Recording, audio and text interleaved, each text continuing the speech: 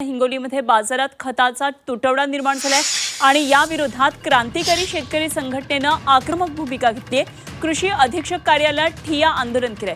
खताचा पुरवठा सुरळीत करण्याची मागणी आंदोलकांनी केली आहे। तर पुरवठा सुरळीत न झाल्यास अधिकाऱ्यांच्या खुर्च्या धरणात फेकून देण्याचा इशारा देण्यात आला। सरकारचं करायचं का? शेतकऱ्यांना खत उपलब्ध, शेतकऱ्यांना युरिया मशागत करून बसलेलो। आज खत बी आमच्या घरामध्ये नाहीये, म्हणून आम्ही दुकानदाराकडे जातो। दुकानदार आम्हाला त्या ठिकाणी खत द्यायला तयार नाहीत। दुकानदाराचं म्हणणं आहे आमच्याकडे साठा उपलब्ध नाही आणि जिल्हा कृषी अधिकाऱ्यांचं म्हणणं आहे की आम्ही साठा उपलब्ध करून ठेवलेला आहे। म्हणजे यांचं नेमकं साठं लोटं आहे का काय हेच मेळ बसायला तयार नाही। परंतु शेतकऱ्यांकडे यांनी दुर्लक्ष केलंय।